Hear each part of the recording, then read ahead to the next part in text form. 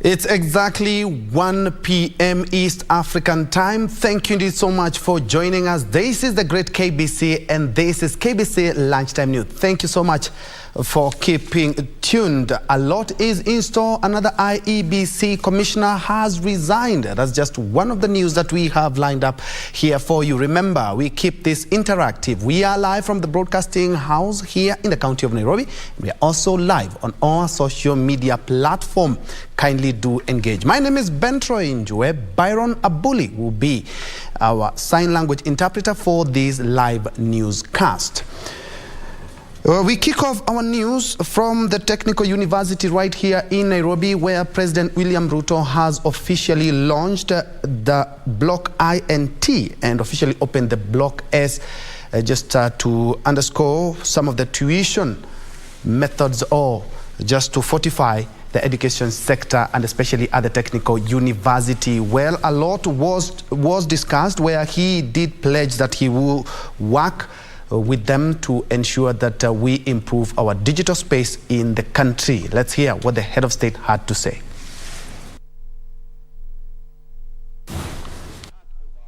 On technology, innovation, digital economy, the Technical University of Kenya will play a central role in ensuring that we develop the human capital that will help us drive our country into the future.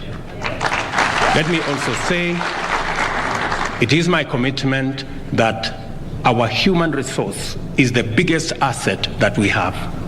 And the mechanism to sharpen that human resource is in education and training. And the technology space that Technical University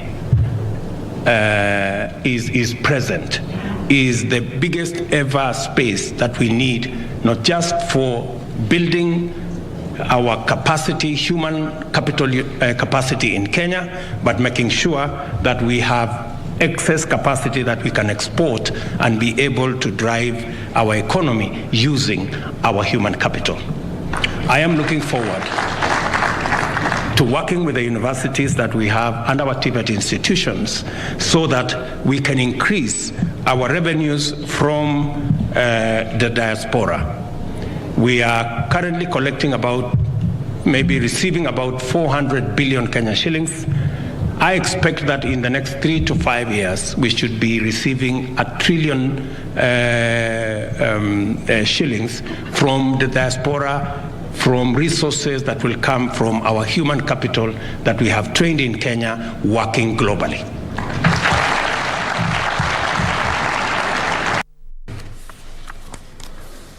From the Technical University to electoral matters, where Francis Wanderi has resigned from the Independent Electoral and Boundaries Commission.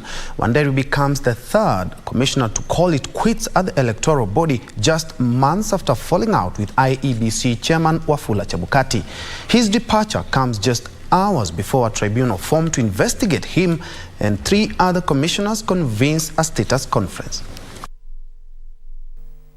In his letter to the President, Commissioner Wanderi said his resignation has been necessitated by undue and unwarranted public lynching based on falsified information, tainting his reputation and integrity. Wanderi denies any wrongdoing as alleged in petitions tabled in Parliament, seeking his removal from office. Wanderi and 3 other commissioners were suspended by the President and a tribunal established to investigate their conduct in the August presidential elections. His resignation comes after Juliana Cherera and Justice Wangaya called it quits at the commission. On Friday, the Agri-Muchelule-led tribunal is expected to convene a status conference where it will outline its calendar. Beatrice Gatonyangetich, Lunchtime News. From electoral matters to matters education, where Meru County Commissioner Fred Ndunga has warned principals of secondary schools against prohibiting pregnant students from sitting for their KCSE examination. The directive follows reports that 21 students from Tigania Central Sub-County in Meru were barred from undertaking their national examination by a school principal. The county boss said he has ordered the county DCI officer to investigate the matter.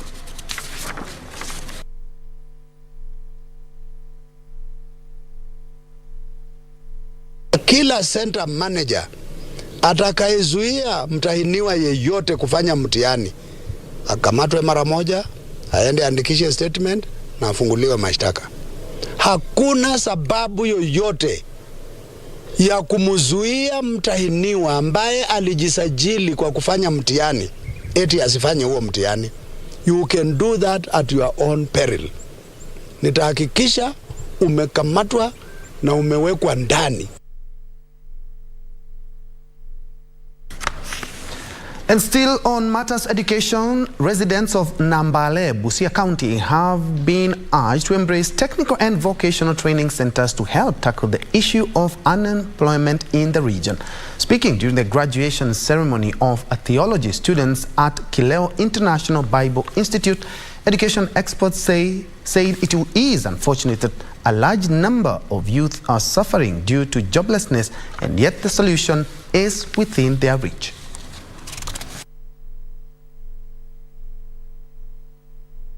We are training people and equipping people with the skills so that they can go outside there and create employment themselves. Nyakati hizi watu wengi hawana kazi, na kila mtu yote yule lazima awe na kitu ambacho anafanya katika jamii. We believe that every believer needs to be equipped with the skills they need. The best way to meet someone's need is to give them a skill, give them a training to do something.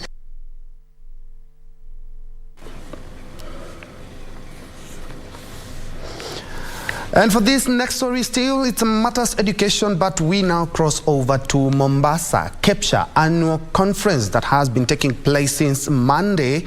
Today is the final day. Currently speaking is Dr. Julius Olayo, who is the director of the Teacher Service Commission. Let's first of all listen in. That as advised by the chair of KEPSHA, the national chairman of KEPSHA, Mr. Johnson Zioka, the Chief Executive Officer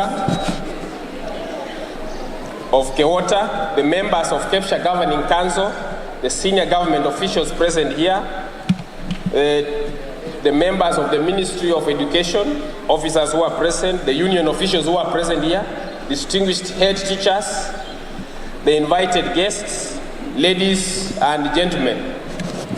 I'm happy to be invited to address you during this closing ceremony of the 18th National Conference of Kenya Primary Schools Heads Association.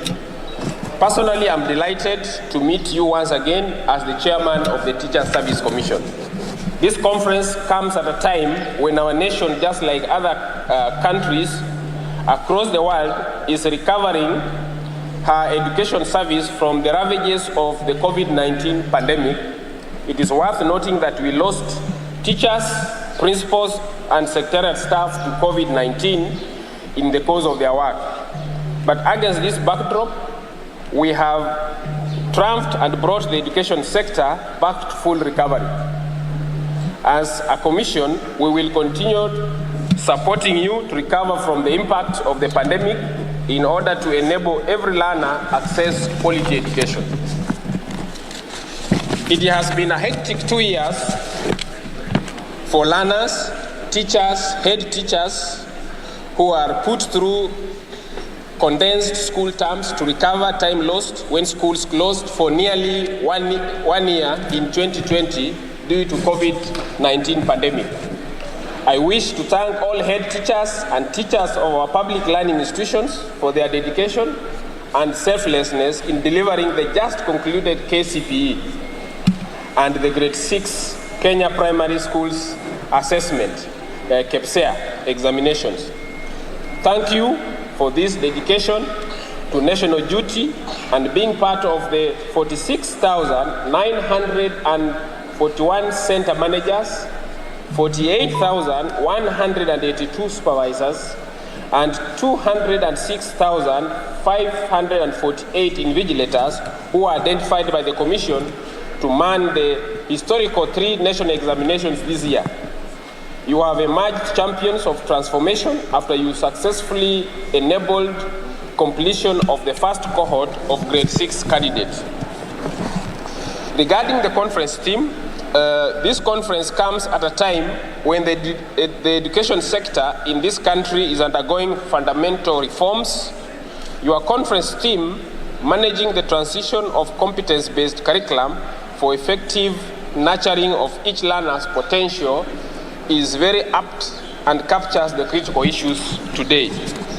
Indeed, a review of the CBC and the general education terrain is the subject of the Presidential Working Party on Education Reform. Teacher Service Commission, Dr. Julius Olayo there, just underscoring how the COVID-19 pandemic brought challenges in the education sector and how they will bounce back and breathe life in the education sector in the coming days. A more comprehensive report will be in our subsequent bulletin. From Education Matters now to Matters Politics, and for this we cross over to Bungoma. There is a senatorial by-election currently underway, and we have our very own Wycliffe Okech, who has been keeping tabs with what has been transpiring since morning. Wycliffe, a good afternoon. What is the latest?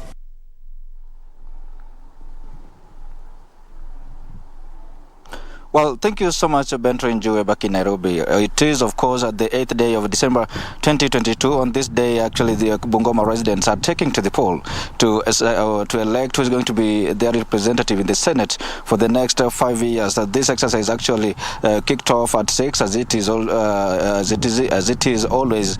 And since morning, we've been traversing throughout we've been domiciled in Kandui, but we've been actually traversing various stations. And what is coming out since morning is the low voter turnout. Actually, we also caught up with some of the candidates who are challenging themselves in this exercise, and all they also decried is the low voter turnout, even as they rallied their supporters to come out and vote for them. And just to paint for you a picture of what is happening right now regarding the low voter turnout, I'm going to engage just in a minute one of the presiding officers at this is Skoma Primary School, which is one of the tallying or other polling stations, polling centers in this county.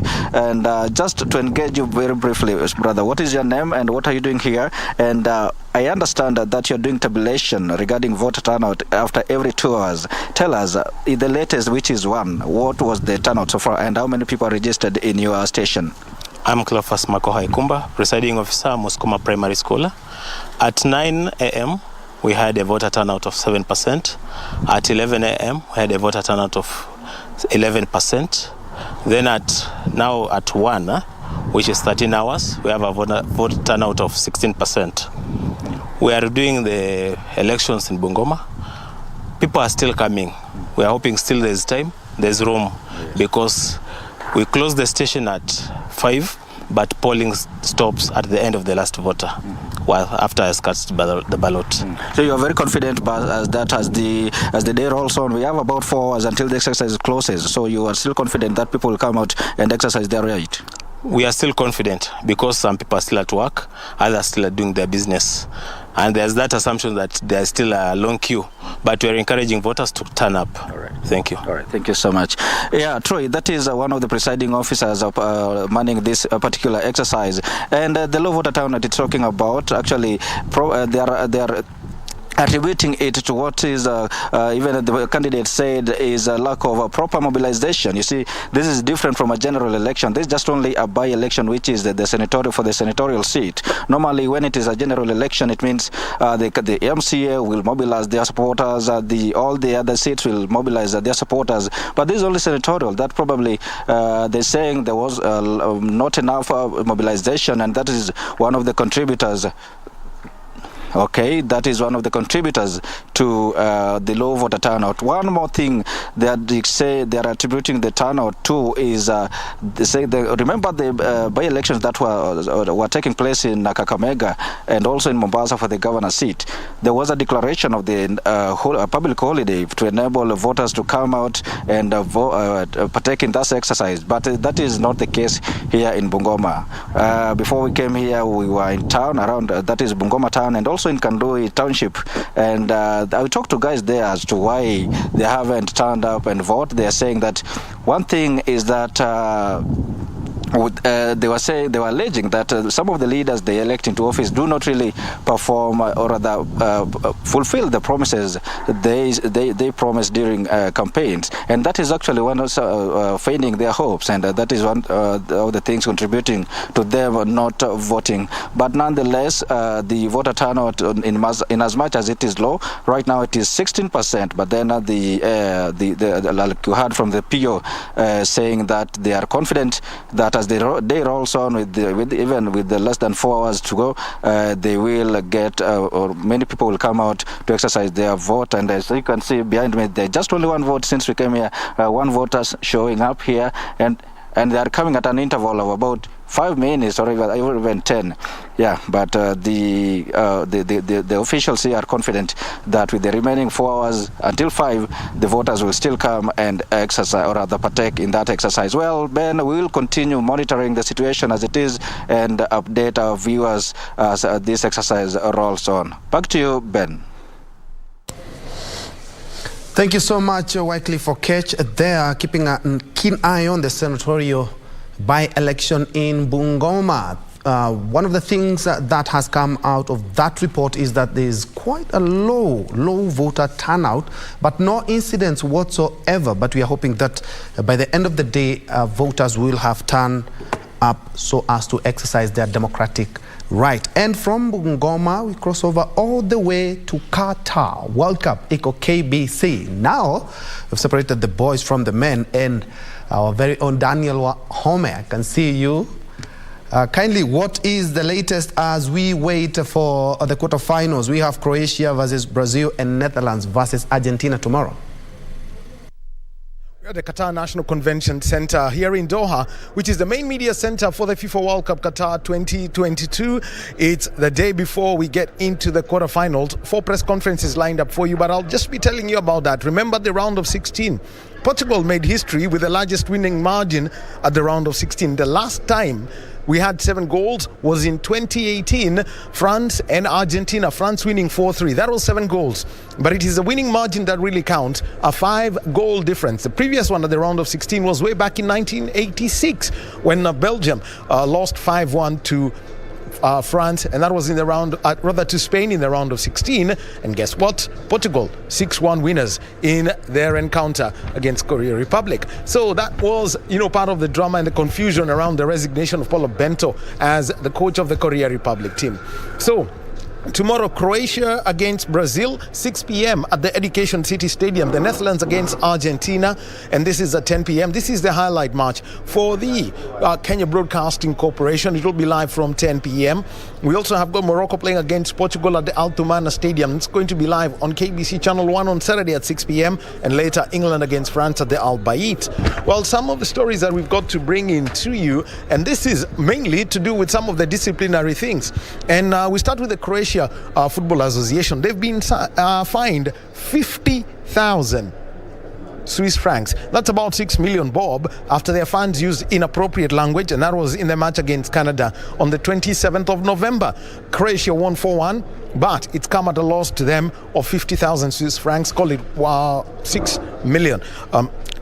Kenya shillings. The Serbian FA, they've been fined 20,000 Swiss francs, and this is for displaying an inappropriate flag in the dressing room. It was in violation of the rules. This is when they played against Brazil on the 24th of November. They lost by 2-0. 20,000 Swiss francs they are poorer from this World Cup. And then Saudi Arabia, 2 fines of 15,000 Swiss francs, and we are talking basically about 3 million shillings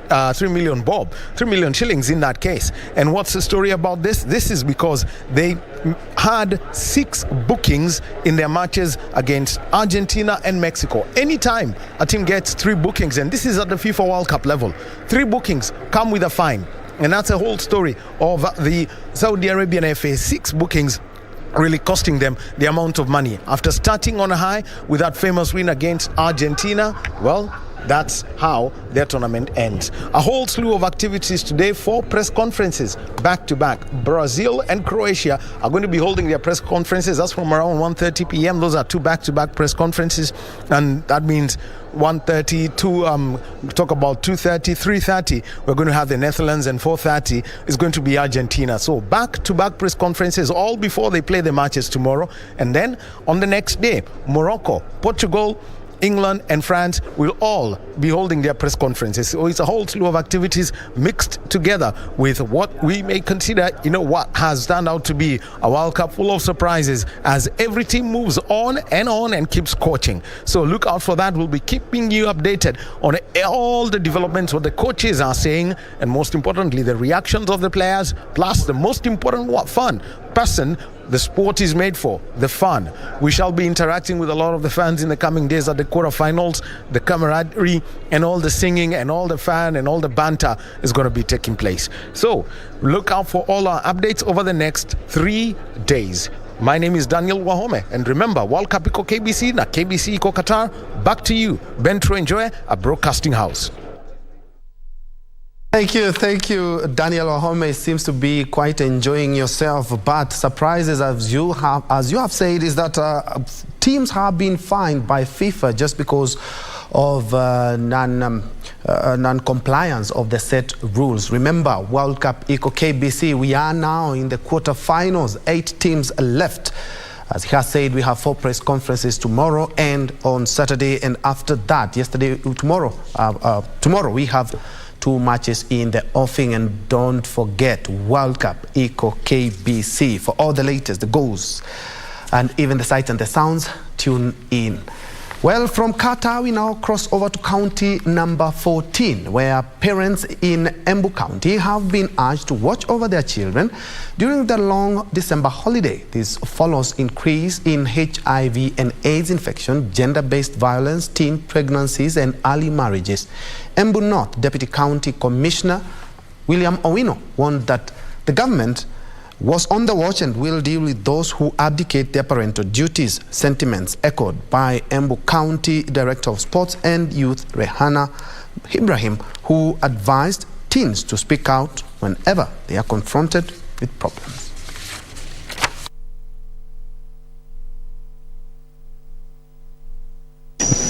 Be closer to your children. Kaa karibu na mtoto wako. Elewa mtoto wako. Jua mtoto wako. Kuwa rafiki ya mtoto wako. Ili anapopitia mambo fulani, labda anadhulumiwa kisiri bila wewe kujua, utakuwa najua, maana atakwambia kama rafiki yake, beside wewe kuwa mzazi wake. Msifunikie kwa sababu wale watoto si wao wamekosea, bali wamekosewa na wanahitaji haki. So mtoto ukiwa naye kwa nyumbani na amedhulumiwa, tafadhali jitokeze, tuongeleshe, tuongee na serikali pia, tuongee na all the other stakeholders, the judiciary and all that, ndio ule mtoto aweze kupata haki na aweze kuishi maisha ambayo ni sawa kama wale watoto wengine. From Embu to Kakamega, where the county government of Kakamega says it will deploy an electronic project monitoring system to capture the progress of projects implemented in the region. Governor Fernandez Barasa says the system will reduce high cases of stalled, incomplete and poor quality projects.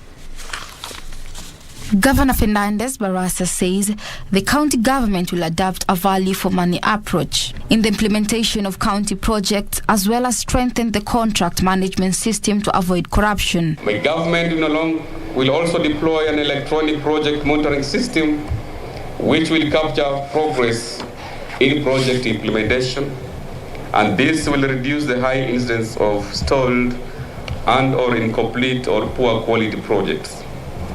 We will adopt a value-for-money approach in the implementation of county projects, which will reduce widespread practice of inflated bills of quantities and collision between contractors and some unscrupulous government officers. I will personally ensure that corrupt and dishonest officers are promptly relieved of their duties to save the government revenue and safeguard the image.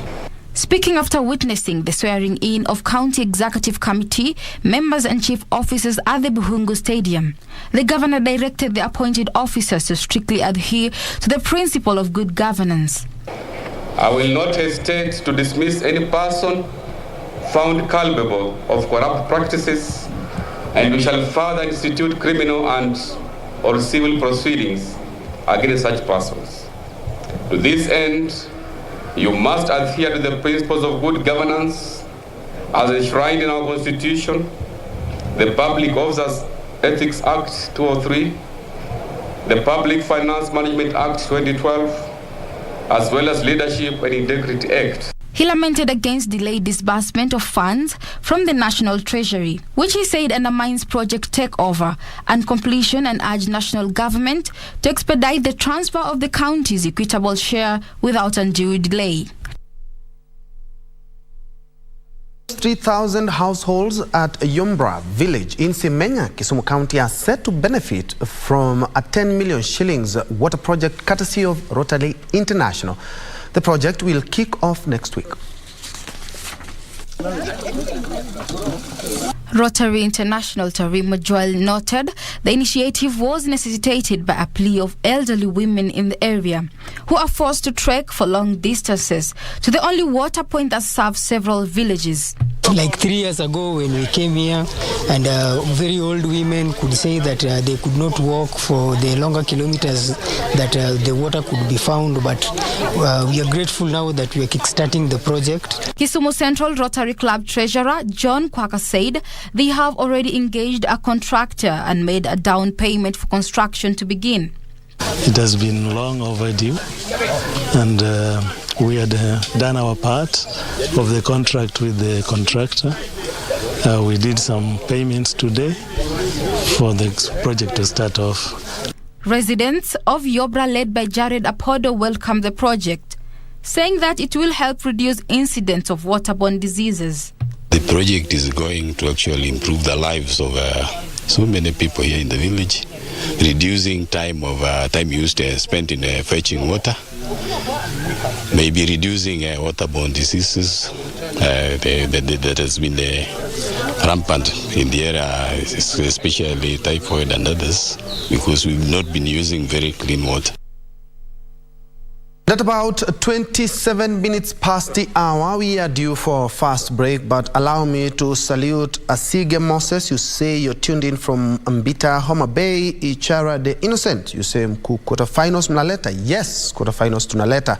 Alexis Becker, you say great job. And Laxix Mato, you say watching live from Oyugi's town. Let's have that break. When you come back, more news including business and sports.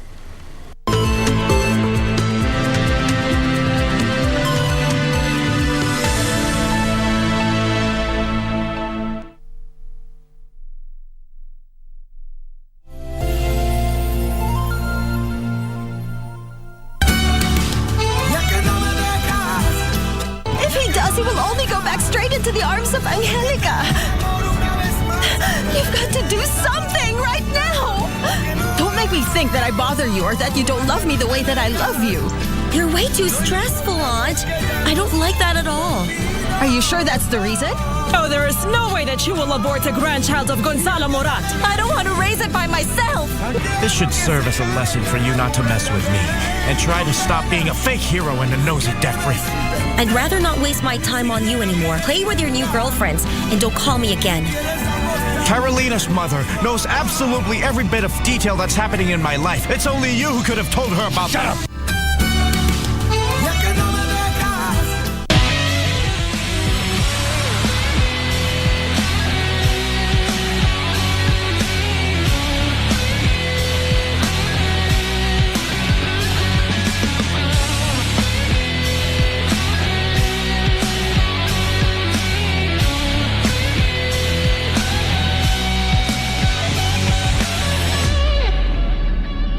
Feel the excitement. Relish every moment. Get 1.5 GB at 50 bob. Valid for 3 hours. Furahia Futa. Dial *544#. Make Chaguo smarter na Airtel, the most affordable network.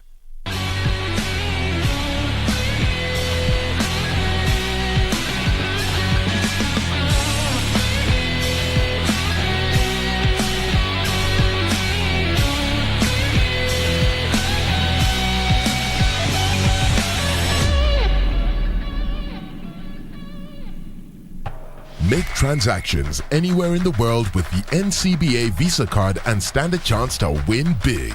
Join the FIFA World Cup 2022 when you win an all-expenses-paid trip for you and your +1 to watch 2 games. Or win exciting weekly prizes that will make your FIFA viewing experience super duper. All it takes is a swipe or a tap to pay 2,000 Kenya shillings or more with your NCBA Visa debit or credit card. The more you swipe or tap to pay, the higher your chances of winning with 1 point for every 2,000 Kenya shillings spent. Don't miss out. NCBA. Go for it.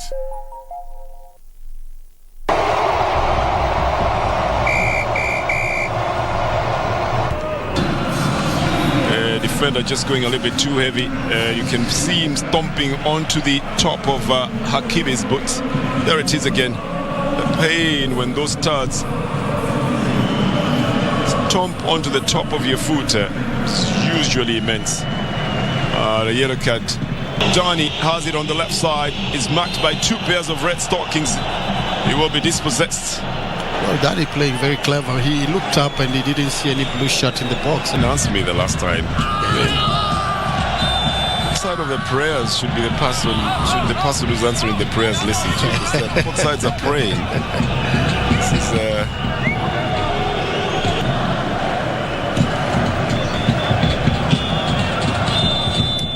is ruled as a foul. She's going to be given to Spade. Says.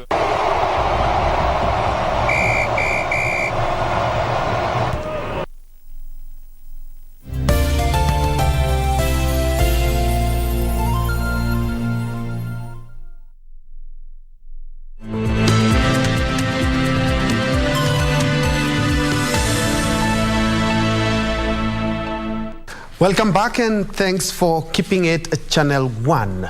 Moving on, residents in Mukuru kwa Njenga, Embakasi South in Nairobi are living in fear after a group of unknown men raided their premises seeking to demolish their houses. Jane Wanjiku, the landlady of the premises and who has been battling cancer for the past 8 years, is appealing for help from the authorities, saying the property is her only lifeline. Plus, niko na mtoto mmoja ako shule, ako form 1, ako form 1, anaenda form 2. Rigathi, nataka msaidie ploti rudi kwangu. Msaidie tu wasisumbue tena. Kukaa kitu saa moja ndio wanapisha mlango na walikuwa karibu watu 6. Nikafungua mlango, tukasalimiana vizuri. Ni nini shida? Akasema mko na notice plot mnafaa kwama. Kaambia mimi hatujui hiyo story ni gani. Akasema kwanza tarehe 10 this month mnafaa kwama. Na kama mtama takuja na mungiki. Saa 4:30 usiku wanabisha kila mlango, wanasema tunafaa kuhama. Mwenye ploti amesema tuame. Tukimwambia tupigie mwenye ploti, wanaenda.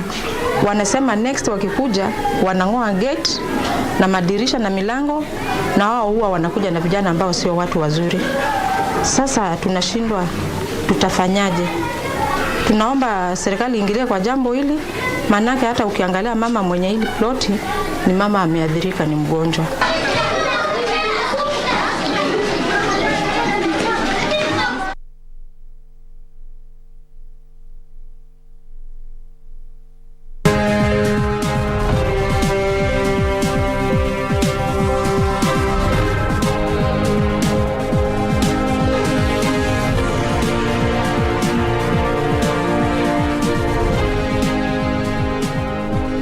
Shift gears to matters business. Cotton farmers are alarmed about the regional shortage of GMO cotton seeds and fear this could adversely affect the textile industry.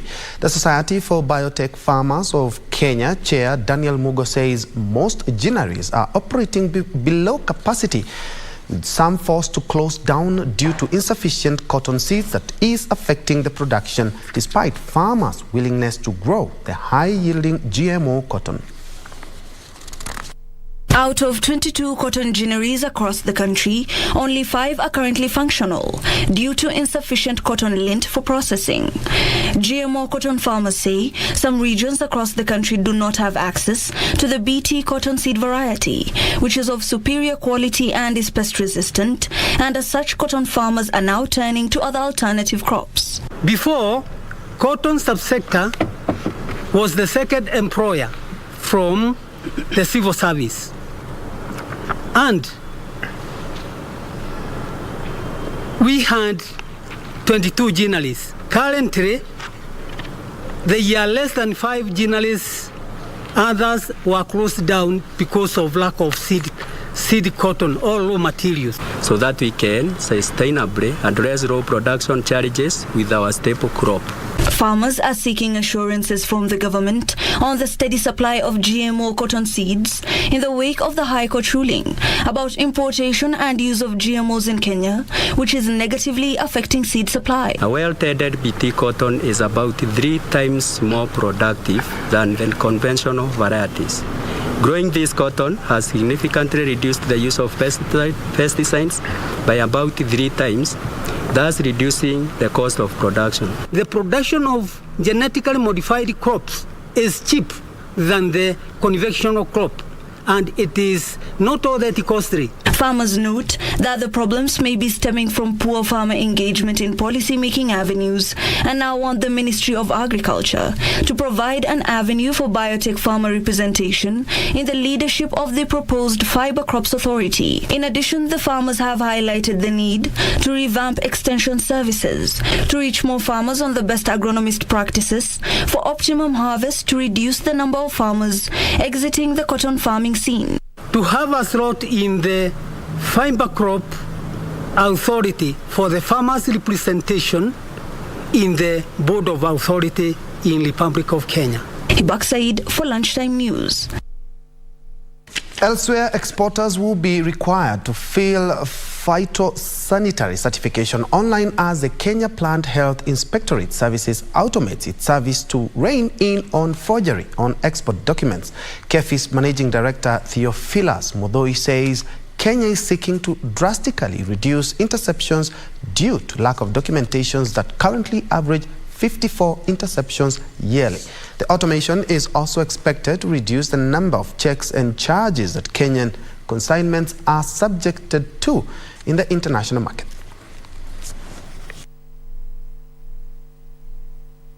Previously, we have had challenges where they are fraud. People have defaced the phytosanitary certificate and has led to our produce being intercepted at the destination market.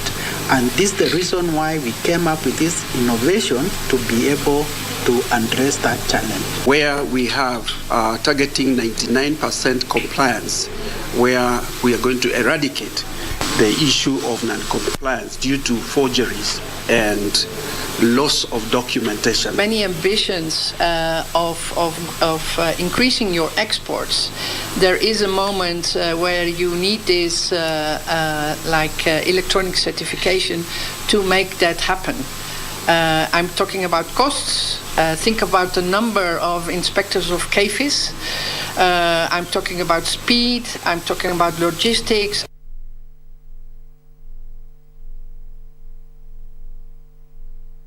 Moving on, groundnuts farming, is taking root in Turkana County, with the Katilu irrigation scheme expected to produce 2.7 tons of the commodity.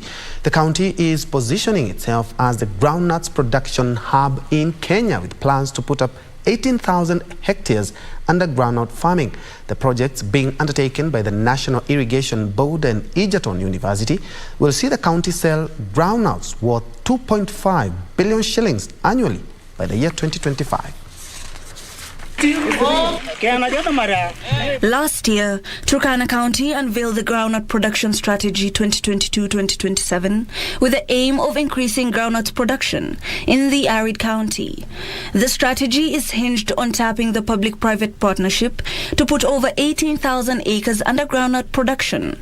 The county is targeting to export the commodity and use its byproduct to deal with malnutrition, which remains a major health problem in the devolved unit. We have engaged community-based facilitators and community mobilizers who are trained in groundnut production. And the training is such that it starts from seed up to post-harvest management.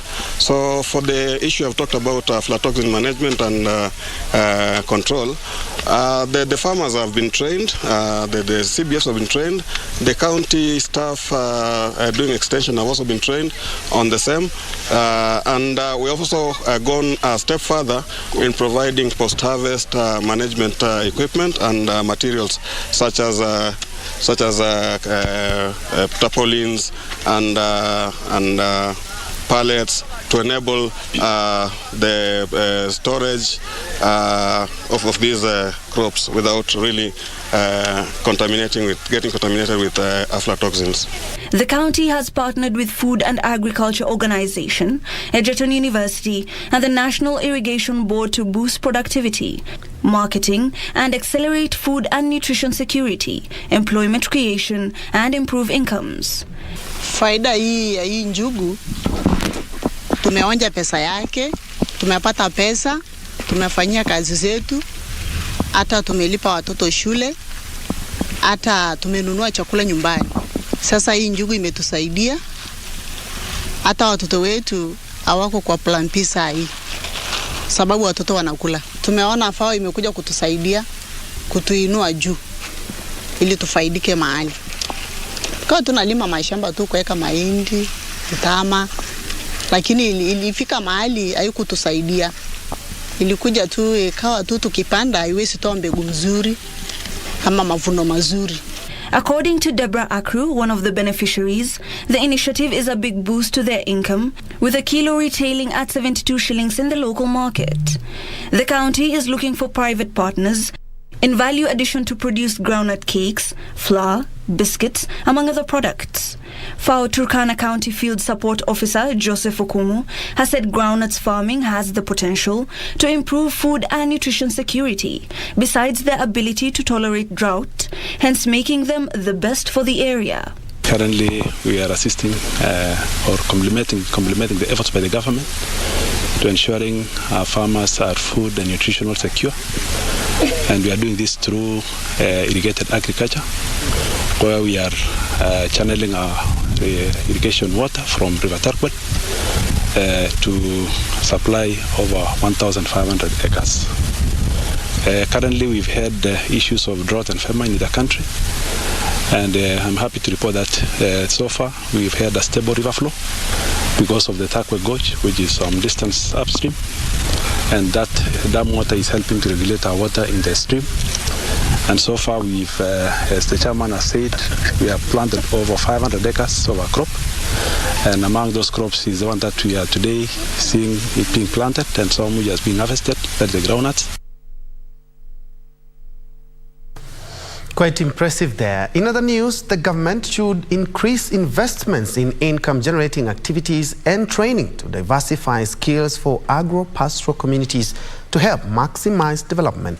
The United Nations Development Programme, UNDP, says in order to achieve the sustainable development goals in agro-pastoral communities, investments should be stepped up to facilitate seamless cross-border mobility, offer livelihood options, and directly strengthen family and socio-cultural bonds. According to a report by the United Nations Development Programme, UNDP, and Africa Borderland Center, borderland agro-pastoralists need laws, policies, budgets, and actions from local governments, national authorities, regional organizations, and development partners to maximize their developmental potential. National governments have therefore been challenged to address conflict and security threats to facilitate investments focusing on value and supply chain development, digital financial inclusion, and investment in climate resilient and smart infrastructure. The report is based on direct testimonies from over 1,042 agro-pastoralists living in Burkina Faso, Ethiopia, Kenya, Mali, Nigeria, South Sudan, and Uganda. It comes at a time when the socio-economic impact of COVID-19, drought, and famine are having devastating effects on agro-pastoralists' livelihoods, most of whom are in Africa's arid and semi-arid lands. All the stakeholders, in one word, they agreed that investment on the productivity of agro-pastoralists in Africa borderland can really enhance the socio-economic integration of the entire Africa Union was present, all UN families were there, governments were there, the borderland community themselves, agro-pastoralists were there. UNDP says it is supporting the realization of borderland agro-pastoralist needs by listening, learning and curating solutions to their development challenges. The report indicates that conflict and security threats significantly impact borderland communities. Frederick Mwoki for Lunchtime News.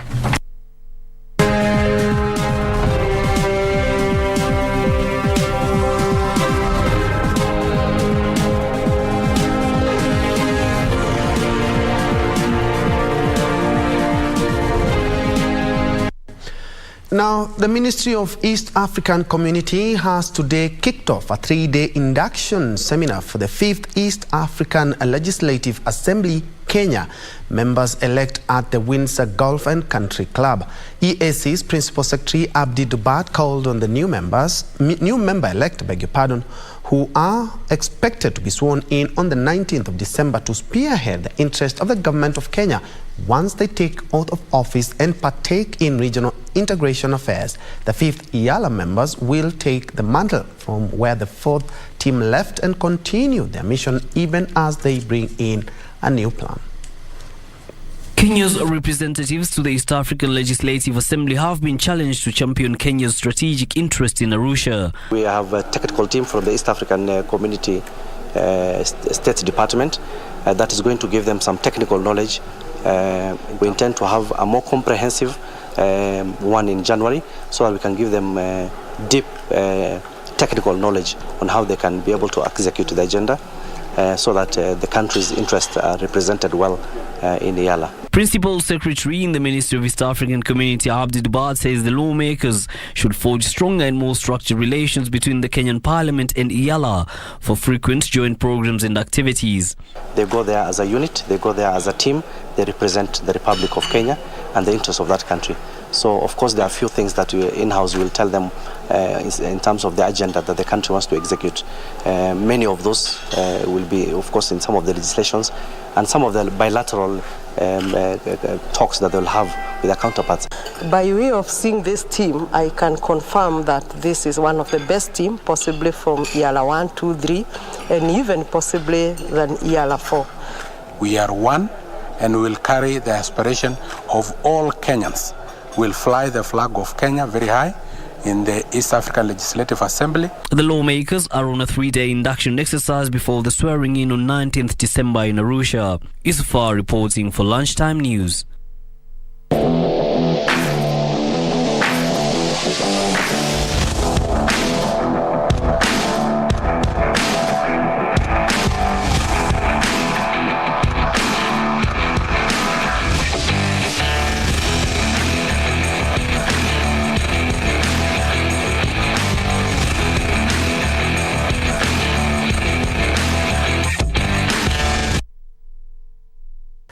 Now to the FIFA World Cup in Qatar, where the World Cup quarterfinal matches get underway on Friday with 2 games on the cards.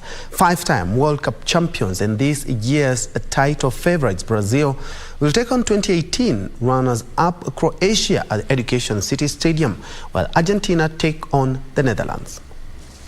And keep on going too, and he has plenty to pick out. Vinicius Junior in space. Brazil booked their spot in the semis after a 4-1 win over South Korea, while Croatia secured a 4-2 penalty shootout win over Japan. Croatia will be looking forward to revenge their 2018 defeat by Brazil, while the Samba Boys are aiming to secure a win to keep their title hopes alive.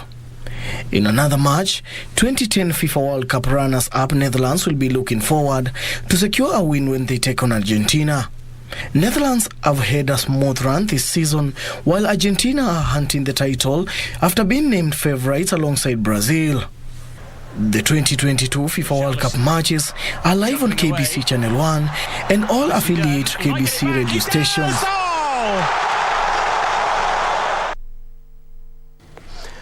Indeed, that's a Good Friday plan.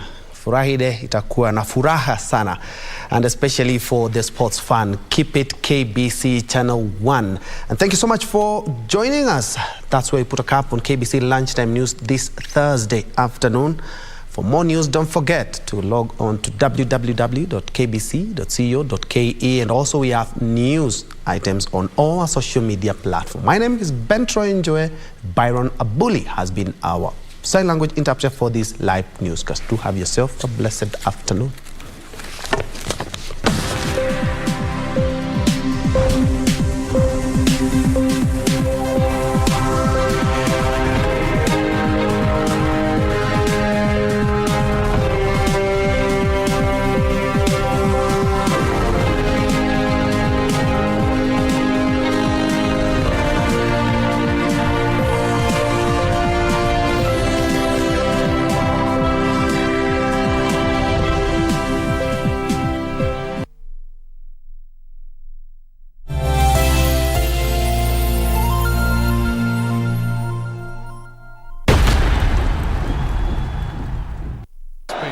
Hakimi given the responsibility.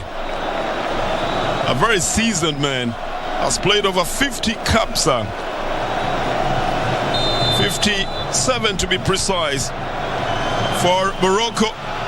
Hakimi puts it in the net, and they will not need to go for the others, because even if they do, Morocco will still have won it. And Morocco get into the last stage for the very first time in history. And a celebration is in the offing. Courtesy of Abdelhamid, Hakim Ziyech, and Hakimi.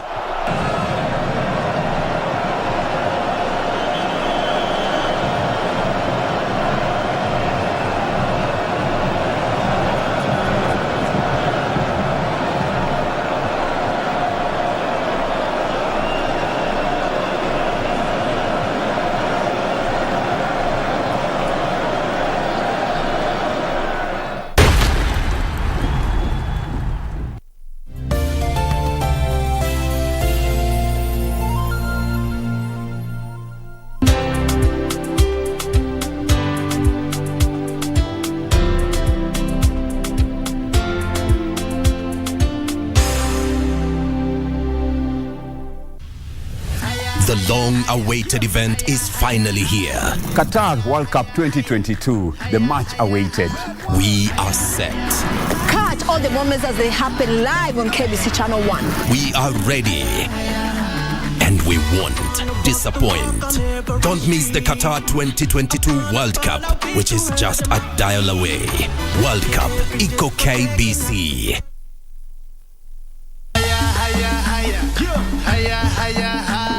Hayawi huwa kinyang'anyiro cha kombe la dunia nchini Qatar chang'oananga Novemba 20 hadi Disemba 18, huku timu 32 zikiwania taji. KBC Channel 1 inakupa fursa ya kutizama mbashara kipute hicho kutoka Qatar nyumbani kwako. Runinga ya KBC Channel 1 inakukaribisha kwenye kipindi cha Dunda Qatar. Nakwambia kwamba baba, alama ya reli ni Dunda Qatar. Na tunakuja nyumbani pale mtaani pale ambapo upo wewe mwenyewe, huku ukijishindia zawadi chungu nzima. Hapa kumejaa vitu kocho. Jongea. Shabiki kwenye Dunda Qatar. Ukitazama unashinda. KBC Channel 1, wenzio wa dhati michezoni. Today, I want to show them my attitude. Ya bwana, ni chuo kikuu cha burudani, mashavu. Sifika bei umechapa, kitambe imejaa utahata. Nyumbani kaumbea. Burudani. Twende tukacheze bango. Mama it takes two to tango. Na interview kali kutoka Pwani. Nakucheza nawe. Baby nimechizi nawe. Na ukitaka tuiwashe leo. Bwana, kila siku ya Friday ama Ijumaa ukipenda, saa 3 hadi saa 6 kamili. Fanya kama unacheza isoko. Kumbuka hashtag Masha. Nyumbani kwa burudani. Usikose tegea show kali tokea pande za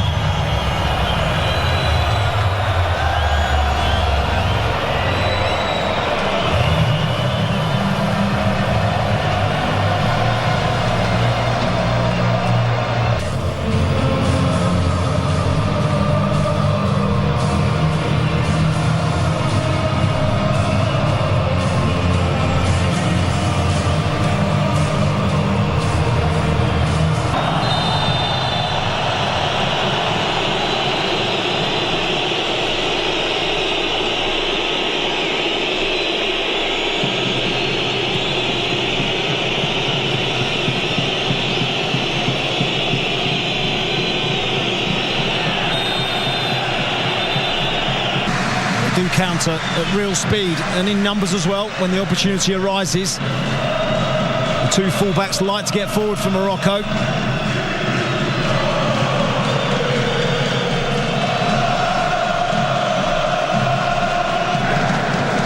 Luis Enrique looking quite animated on the touchline. Sofiane Boufal.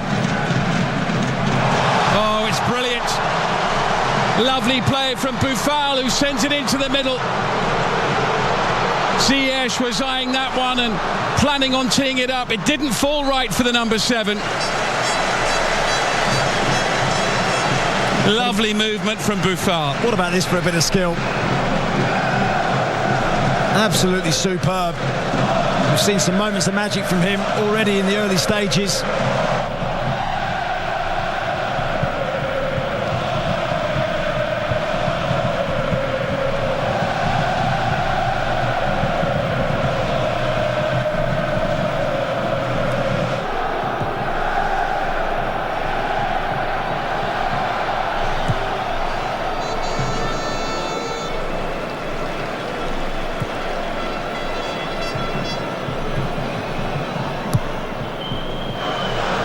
That's the sort of danger that can accrue when you play like that. Oh, flag goes up anyway. Flag goes up, wouldn't have counted. But they have been passing the ball around right near their own goal and almost paid.